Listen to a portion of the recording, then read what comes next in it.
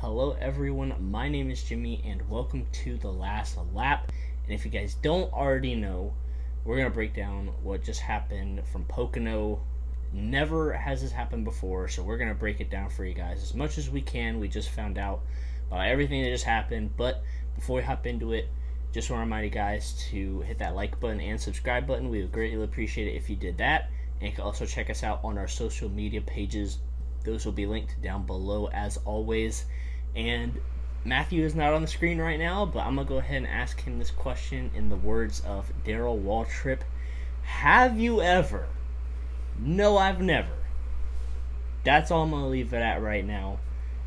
I'm shocked about what just happened. I'm just going to let Matthew go ahead and say something real quick because we have a lot to talk about. I thought we knew what we were going to talk about for this video, and then this announcement came out and just completely changed everything. So, Matthew, give me a quick few seconds thoughts before we hop into this because we have a lot more to talk about than we already had to talk about.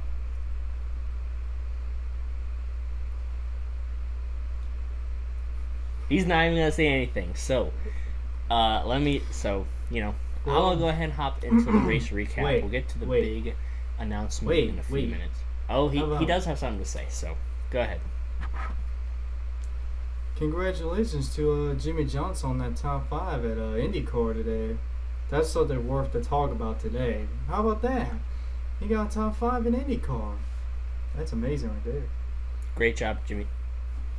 Great job to Jimmy Johnson. Huge shout out to him, holding it down for the NASCAR folks in IndyCar. Also, Joseph Newgarden in the IndyCar series. Huge thoughts to him because he passed out somehow and he's at the hospital. So huge thoughts and prayers to Joseph Newgarden. But we're gonna transition back into NASCAR now, since that's what this channel is all about.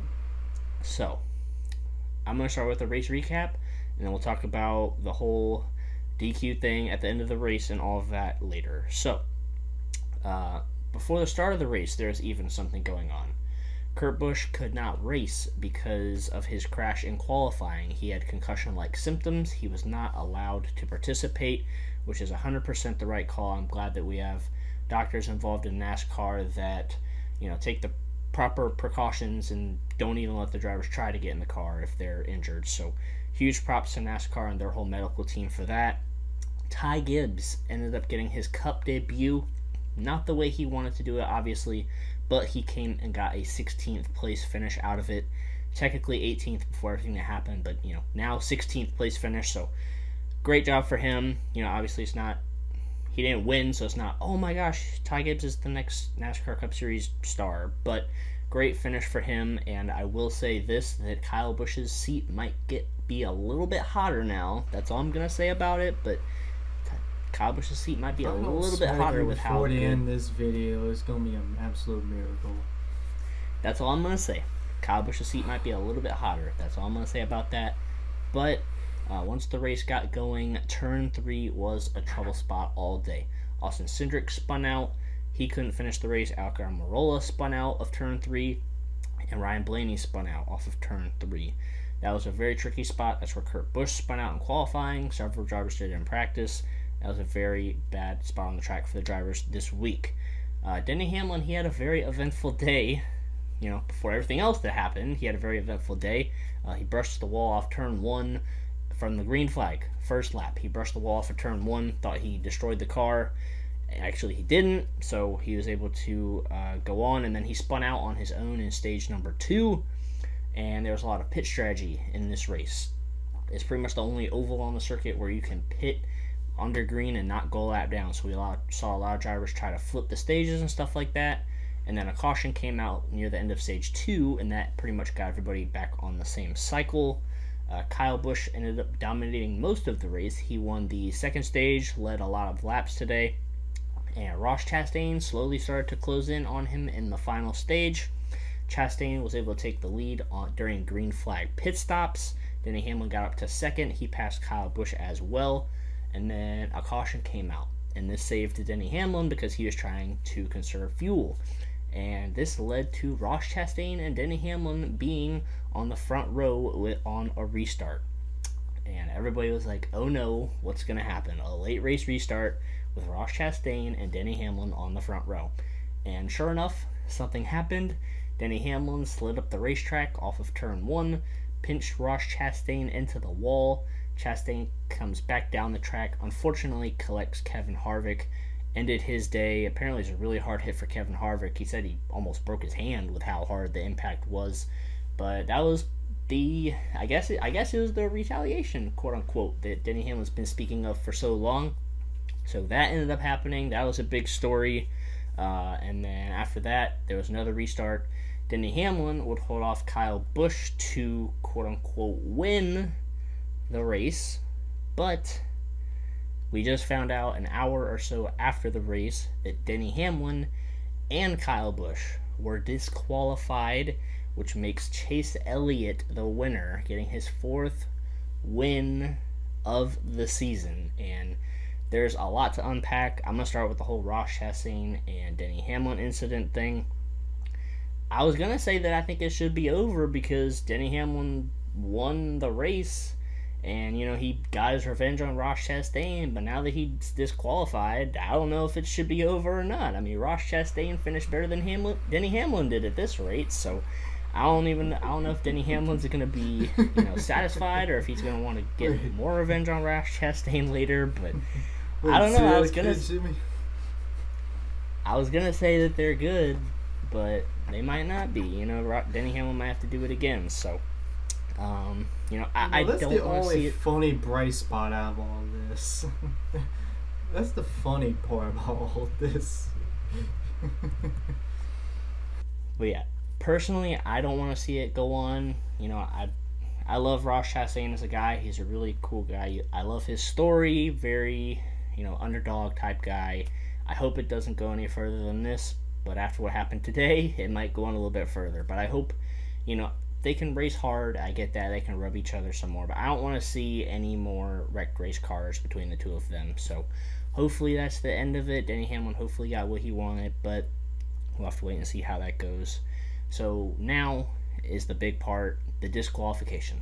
So I found out personally on Twitter, on Bob Hockris. He saw that he had the interview with, I forgot the guy's name, one of the heads of NASCAR that is in charge of all of that stuff, but he said that there was a problem with the front end of the race car, that something was put there that should not have been there. And there was a thing on social media that also said that was not discovered in pre-race inspection because they don't fully unwrap the cars during pre-race inspection, but that's something that they do after the race to every car, so it is fair, but that was the issue.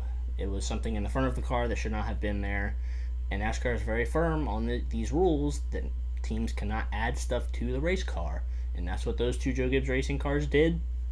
The other ones might have done it too because they only inspect the top 5 finishers. So Truex and Bell could have also had it on their car, but they only checked the top 5. So I don't know. You guys, if you guys are like Matthew and you're Chase Elliott haters, you can throw the Mickey Mouse comments out there all you want. If I had Mickey Mouse ears, I would put them on my head right now. Haters? Wait, there's Chase Elliott haters? Wow. I'm looking at one right now. I didn't say I was a full-blown hater. There's a difference. Well, based on what you're about to say, I'm sure that you will be. But, yes, there are Chase Elliott haters out there. But, for any of them out there, if I had some Mickey Mouse ears, I would put them on, saying it's a Mickey Mouse win and all of that. But Chase Elliott did nothing wrong here.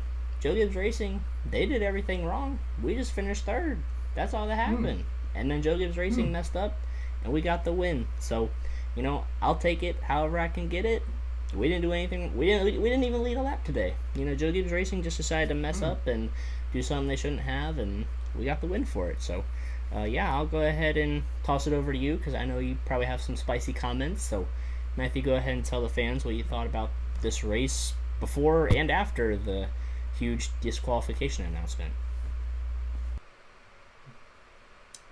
Well, before I get to that, let's begin with the first headline before the race even started, with Ty Gibbs making his first ever Cubs start even though that wasn't really planned. It was because Kurt Busch could not drive today because he had mild concussion-like symptoms from his qualifying crash during qualifying yesterday. And I just hope Kurt Busch is able to get back in the car real soon, because concussions are something you don't play around with. I mean, just ask Dale Jr. I mean, he basically is like the spokesperson of NASCAR when it comes to this type of thing. So hopefully they do whatever they do to make sure he get back in that car as fast as possible.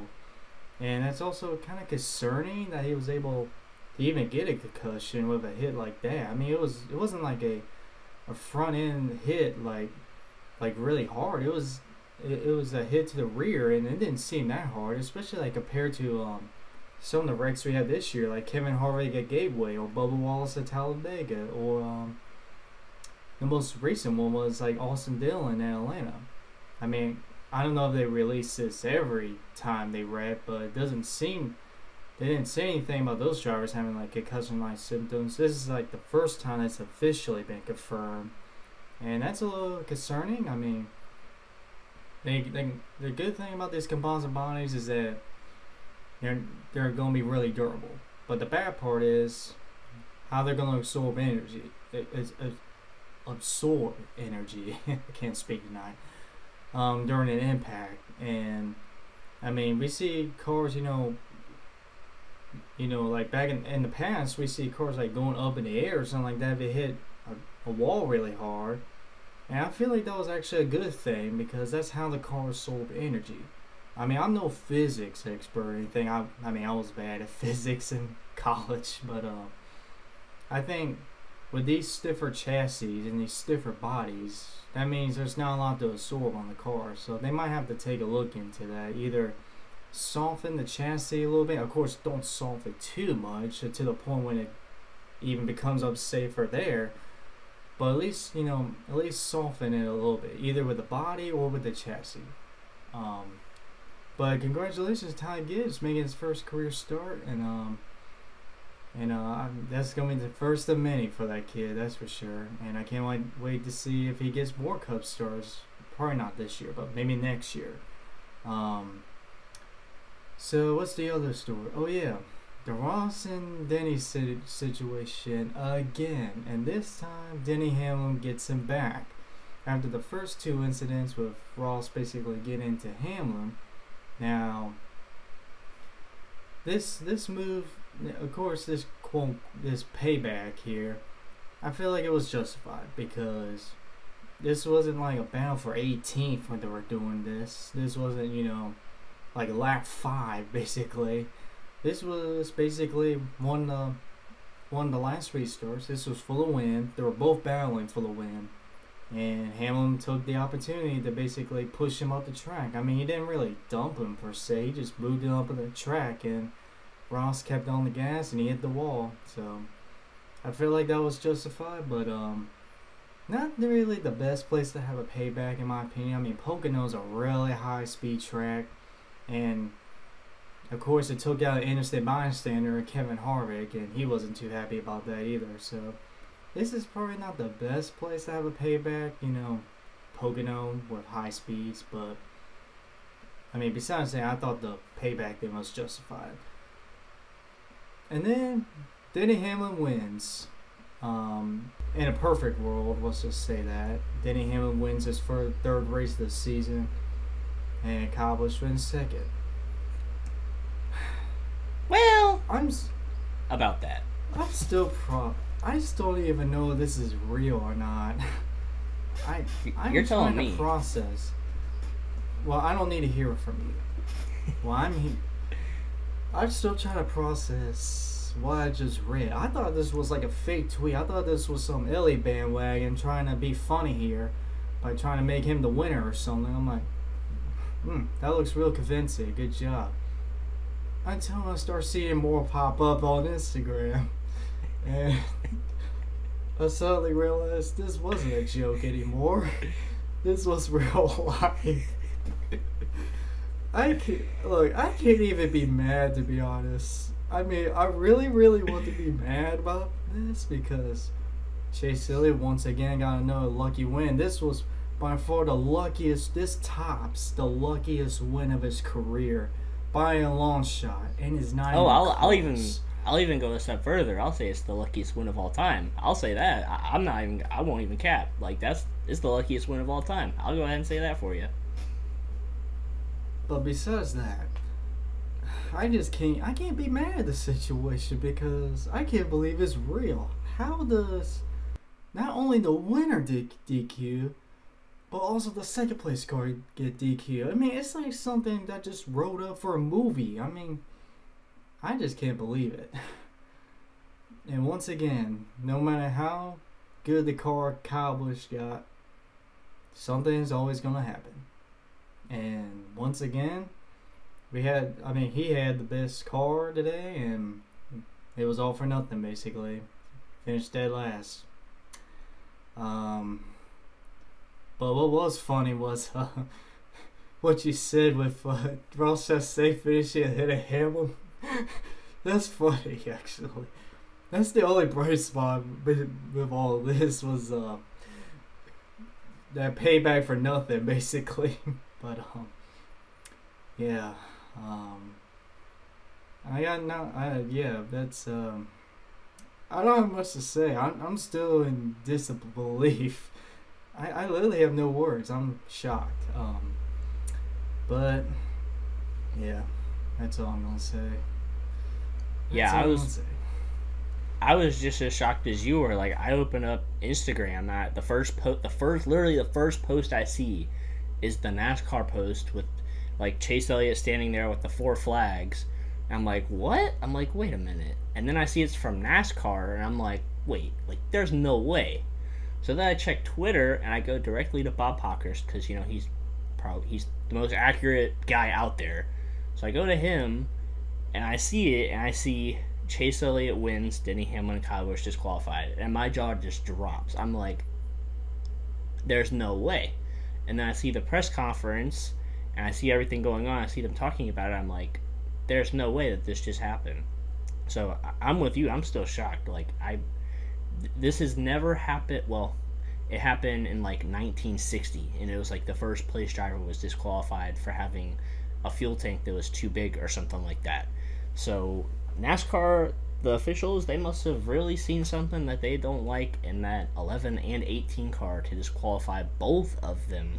So JGR will have the chance to appeal, but I mean, if NASCAR saw something that bad to disqualify them, I don't see any way that JGR is going to win this appeal, honestly, because since it's never been done before, so it had to have been really bad for NASCAR to do that. So I don't see them winning an appeal if they end up trying to do it. I don't know. We'll find out later if they decide to appeal or not, but we'll go ahead and go over the top 10 real quick for you guys. So the updated top 10 list. So now Chase Elliott got the win. Tyler Reddick finished second. Daniel Suarez third. Another great run for Daniel Suarez. Christopher Bell finishes fourth. Kyle Larson fifth. Michael McDowell sixth. Great finish for him. He was technically eighth, but he got bumped up. So great run for Michael McDowell there. He's had a few top 10s this year now. So great run for him. Bubba Wallace finished eighth. Another great run for him. I guess that pit crew swap worked. Well, actually he had Kurt Busch's crew today, but you know, still a good run for him. Eric Jones ninth. He had a great run. He was in the lead at one point with the whole pit strategy thing, and he had a really fast car too. Like, it wasn't just a fluke that he was up there. He had a really fast car. Great run for him, finishing ninth. Then Austin Dillon finishes 10th. So that is the updated top 10 list. So I can't even go over our fantasy points right now because I prepared for it before everything came out, and now this all changed. So I'm sure our whole fantasy lineup is screwed now, and the points are all jacked up. But that will be on the screen at some point. Fantasy after that. Oh yeah, we both got screwed because I had Kyle Busch and Denny Hamlin in my lineup. I had Ross Chastain in my lineup. I had Ryan Blaney in my lineup. So my lineup is probably toast after this race now with the 2 disqualifications. The only bright spot is I actually had Chase Elliott in my lineup. That was the only bright spot. I did have him in my lineup, but I didn't end up running him, unfortunately, which really stings now that he ended up winning the race. But anyways, so we'll go ahead and rate the race and get on out of here. So honestly, I don't even know what to rate this race because of what just happened, so I'll try my best to rate it based on the racing product. It was pretty hard to pass today, honestly, so I think I'll give it, well, that, but the drivers were struggling with the race cars today. We saw 3 cars spin out on turn 3 by itself. We saw Denny Hamlin spin out by himself in the tunnel turn, so I guess I'll give it like a 6.5 out of 10. So yeah, I'll just leave it at that, 6.5, plain and simple. Matthew, what are you gonna rate this race? I actually thought they could pass there well, because I saw people pass on the inside, I saw people pass on the outside. So I didn't think it was really that hard to pass, in my opinion, but I'll give it a 7 out of 10. I mean, this race is mostly going to be known for all these storylines more than the race itself, so I'm just going to give it a 7 out of 10. Alright, so yeah, as you guys could tell, we're recording this pretty much right after the whole announcement came out. I'm kind of glad we waited a little bit for that to come out, because I know a lot of people recorded a video and posted it and then they had to like take it down or edit it because this came out so long after the race ended. So I'm glad we waited at least a little bit, but if you guys can't already tell, we're both shocked about everything that happened, so sorry about that, but we want to get this video out to you guys as soon as possible to get our genuine reactions, our right away post-race reactions. So we did that for you guys, but that's going to go ahead and wrap it up. We hope you guys, well, actually, Matthew, do you have any other closing thoughts before we go ahead and wrap it up? I'm sorry, I always do that for you. So do you have any other closing thoughts, or are you just like me and you're completely stunned like I am? Well, you want to get me a Mickey Mouse shirt or some Mickey Mouse ears or something that I could wear for the next video? Because I'll do it. I mean, if you get them for me, I'll wear them. Yeah, I'll find you one for Christmas. How about that? That's a deal.